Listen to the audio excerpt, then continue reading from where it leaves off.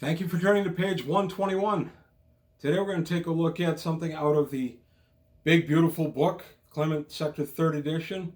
My players have already started calling this the BBB, the big, beautiful book. They used to be talking about the LBBs, the little black books. This is the BBB to us, the Clement Sector 3rd edition. There's a lot of goodness in this book. We're going to take a look at the Zimm drive, the faster-than-light travel in Clement Sector in this universe. It's an interesting thing. I like there are two ways to travel faster than light. I'm going to touch on both, but today we're going to talk primarily about the Zimm drive. Also, I want to remind everybody right now I'm doing a subscription drive. It's going very well. As of making this video, I'm this close to being over 1,000 subscribers. I really want to thank you for subscribing, and I want to thank everybody for the support and the nice comments I get. Even the criticisms, as long as they're politely worded, I don't mind them. If there's a way to improve, I'll definitely take a look at it. Also, I want to remind everybody that I am doing a Patreon, but since the Patreon pertains to AD&D and Traveler, I'm really not going to talk about what the Patreon reward will be.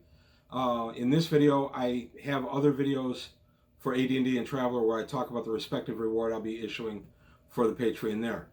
So if there's any interest, go ahead and I'll be announcing when I release each Patreon. So you don't have to keep looking on my page or anything. I'll announce it in the videos. But today, back to the topic at hand, the Zimm drive. Clement Sector 3rd edition on page 121.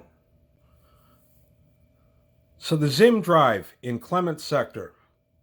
One of two ways you can go faster than light in Clement Sector 3rd edition. The other way, of course, being the Conduit that linked Clement Sector with Earth. But the Conduit has collapsed. An interesting sidebar to that is a lot of the ships that use the Conduit to and from Earth didn't have Zimm drives. They didn't need them. They were using the Conduit. So there are a lot of ships in the Clement Sector that are there and purpose-built to use the Conduit that are just basically just system ships now. Kind of an interesting sidebar. So for the Zimm drive itself, you basically have to thank Johann Zimm, Zimm, for creating or discovering Zimm Space, as he called it. It's basically the hyperspace, if you want to call it that. It's the alternate parallel universe that sits next to our own, and it's been known since the late 20th century. Johann Zimm's studies showed him that the entanglement was possible to create a field which would let us enter this little hyperspace called the Z bubble or Zimm bubble, where you'd create the Z bubble around your ship. That would dump you into Zimm Space. You would shoot through and then come out at a pre-designated point. I'm going to get into that part of it in just a minute. Just as a sidebar, it does not refer to Johann Zimm in this section as Dr. Johann Zimm. I like to think that he was just a skilled amateur, kind of a Mrs. Peel of physics, if you will. I just thought that was kind of funny when I was reading this. I just like the idea that this is just some guy tinkering in his garage that's found faster than light travel. So basically your ship creates the Z bubble, you go into Zimm Space, and then you come out of Zimm Space. But there's an interesting thing about Zimm Space. You only have Zimm points where you can go into and out of Zimm Space. And by that I mean every solar system will have Zimm points. And one will be to enter and one will be to exit. For instance, Earth, the Earth system, has 137 outgoing Zimm points and 137 corresponding Zimm points. All of these lead to other parts of the same solar system. So these 137, it would be, from near Earth orbit to, Jupiter. You're there in just a few seconds once you get to the Zimm point. You have to be within 500 kilometers of the Zimm point in order to precipitate yourself into the Zimm point. So that's kind of interesting. They're almost like little jump gates, kind of like the transit wormholes in the Honor Harrington system, except way more plentiful. And once you're in one of the outgoing Zimm points, as they're called, you would then exit through an ingoing Zimm point. You can't transfer. Once you're in that bubble, you're a train on a track, and you're going to the next station. You can't go anywhere else. You can't deviate from that. Otherwise, it functions just like hyperspace does in the Traveler game. in that you're completely out of touch with our universe. There's no way for anybody to talk to you or anything like that.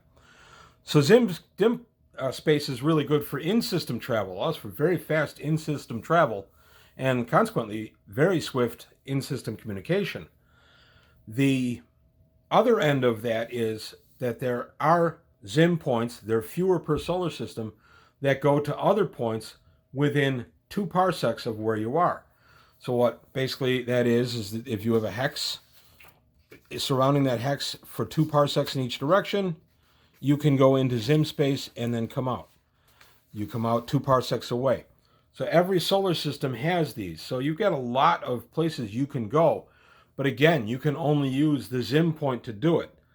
So if I want to go 2 parsecs away from the Earth system, I have to go to the outgoing Zimm point in Earth system that will precipitate me 2 parsecs away to the other system I want to go to. Interestingly, Zimm Space has a couple of hazards to it, but it also has quick travel time. I'm going to talk about travel time first. Travel time, if I'm going 1 AU, 1 astronomical unit, my time in Zimm Space is only 1.44 seconds. So basically, off in the distance, 10 astronomical units, off in the distance to a nearby gas giant to refuel, 14.40 seconds.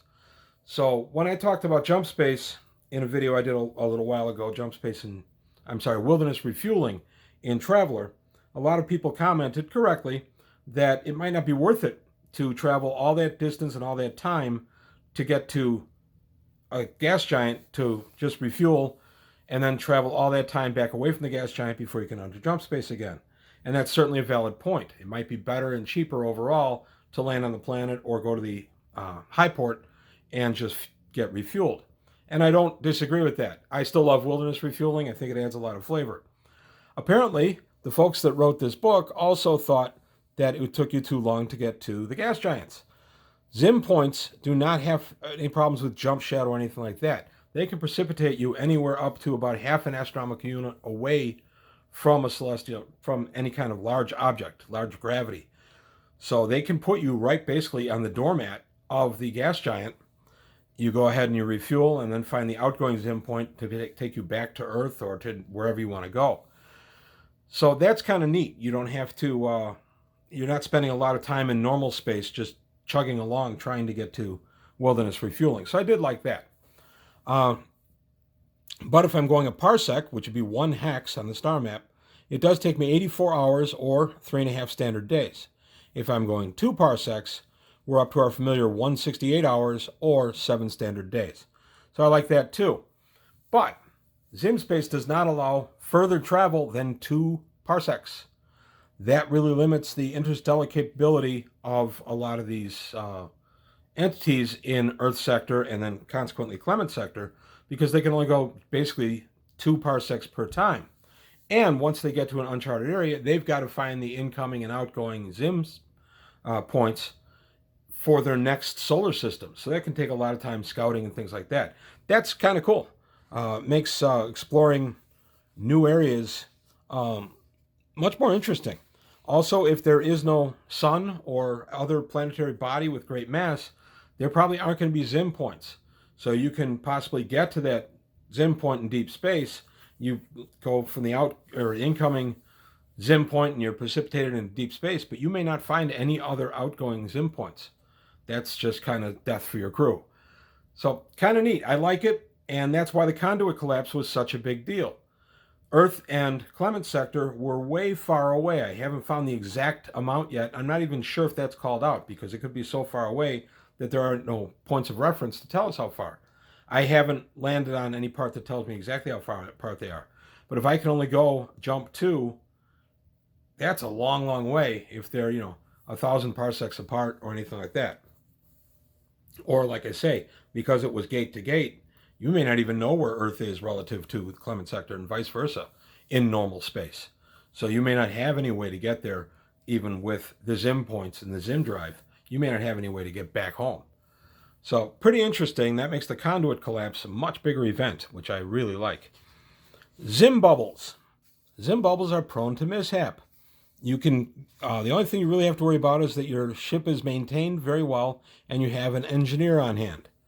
But your Zimm bubble has a chance of collapse. your hull size from 2,000 to 2,500 has a 2% chance per time of going into Zimm Space of having the bubble collapse, all the way up to 4,501 displacement tons to 4,999. You have a 25% chance that that bubble is going to collapse. It's just too darn big. It can't hold itself together, so it will tend to collapse. You have a way to prevent the Zimm bubble from collapsing. The engineer has to use his skills plus the education bonus. Take 1 to 6 minutes, and it's formidable. It's a -6 check. If he has spectacular success, it does not collapse. The bubble does not collapse. If he has regular success, the ship's bubble still doesn't collapse. Failure, the ship's bubble collapses, and spectacular failure, the ship's Z bubble collapses, and there's the equivalent of a second combat hit to the drive, and that damages your drive and makes it harder for you to go to and from Zimm Space. When you exit Zimm Space, you make another check to see how well the ship exits. So the ship exits Zimm Space properly on a successful drive. This, again, is engineering skill plus education, 1 to 6 minutes, but it's only -2 difficulty. So even if the bubble collapses, you can get the ship out of Zimm Space normally. So it can actually stick around and just drop out of Zimm Space. I'm going to explain what that means when you drop out, but you're not at a point. And then success also gets you just out of Zimm Space. Failure, the ship exits this Zimm Space, but takes 1 hit to the Zimm drive, which causes damage and reduces the functionality of the drive. And a spectacular hit, the ship exits improperly, and the Zimm drive has taken 2 hits and is non-functional until repairs can be made. Most times, when you're traveling in Zimm Space, you are traveling in a system. So at some point along the way, your ship, because the bubble has collapsed, your ship is precipitated out of Zimm Space. So the GM is going to sit there and decide, okay, you were 40% of the way to your exit point when the Zimm bubble collapsed. You were precipitated out. No particular damage. You just exit, but you're only 40% of the way to your end point. Not that big a deal because you're in regular space, and if you're damaged from the spectacular failure, you still have a good chance of having somebody on hand who can basically tow you into dock and get you repaired. But the problem becomes you aren't near an outgoing Zimm point for your destination anymore. So now you've got a problem because you're kind of stuck. Now you can travel there in normal space, but Besman may take you a few months to get there. That's kind of neat too, because if you're in deep space and you're dumped out of Zimm Space, say you're 90% of the way there, you could find yourself in a world of hurt because there's not going to be anybody around to help you, and there's not going to be any way for you to possibly repair your Zimm drive. Again, death for the crew. So Zimm Space is kind of fraught with perils, and I like that. It also keeps the ship size down because the maximum size ship can be functionally is 5,000 displacement tons. You don't get a lot of big ships in Clement Sector 3rd Edition, unless, of course, there's system monitors, in which case, yeah, they can be as big as you want to make them, and they'll just be system patrol boats, system defense boats. I've done a video on SDBs a few months ago, and these are just really big ones. Interestingly, Zimm entry and exit points would present a nice choke point for an enemy. If you want to get somebody as they're coming out of an ingress, an incoming Zimm point, you can just set up camp just outside the area where the ship will come in and just blast the ship the minute it comes into normal space. Likewise, if you want to blockade an outgoing Zimm point, that's easy to do. You just camp your ships right there. Nobody can use that point. That makes for some interesting political ramifications. I am going to be working into a game where I'm going to have different political entities for different reasons blocking this Zimm point or that Zimm point for political reasons. So it's kind of a new way to introduce an amber zone to your game, or even a red zone, depending on how hostile everybody is. So that's one thing I like about the Zimm points. So now that's it for Zimm points for the moment. What we're going to talk about now is traveling in end space. Here's your maneuver drive. It works in a similar formula that we're used to, and there's this great page here that tells you the distance you would travel based on your acceleration. So if I have a 2G ship and I want to go 4 astronomical units, it's going to take me 4 days. So if I have a 2G ship and I want to go 1 AU, it's going to take me 2 days. So all these times are brought up by astronomical units all the way up to 1,000 AUs and how long it will take you to travel there. So 1,000 astronomical units, 36.55 days at 6G. So you're still sublight. That's pretty neat. I love a chart like this. I find charts like this incredibly handy. What I think Clement Sector needs to do next is maybe give us a nice GM screen. I'm probably going to be copying some of this and making one of my own, but it's certainly better to get a nice professional one. So hint, hint, I know there's at least one you'd sell, and that would be to me. So that's really it. That's all I wanted to say for Zimm drives. I want to clarify, I said a ship up to 5,000 tons. Of course, a ship up to 4,999 displacement tons can create the Z bubble. The ship 5,000 or larger cannot create a Zimm bubble. So a slight misspeak for me there. So that's really it on Zimm Space. I like it. I like how limited it is, and I like how important that makes the conduit collapse in the Clement sector. That really turns it into a cosmic altering event. So that's all I've got to say right now out of the big beautiful book for today. There she is. I hope you grabbed it when it was on sale last week, or a week and a half ago as of making this video. I hope you grabbed it. If not, buy it. It's totally worth it, even at the full price, either the PDF or the big hardcover version. I want to say again, I didn't say this at the top of the video, I want to thank the folks at Independence Games for sending me this copy to take a look at. I have found a ton of useful stuff out of here, and I'm still mining it. I'm certain I'm going to find much, much more. So that's it. I just want to thank you for your time, for watching. If you've subscribed, great. If you haven't, come on in. We talk about games here. Again, I've got the Patreon going. Please consult the other AD&D or Traveler videos for what the rewards are on that.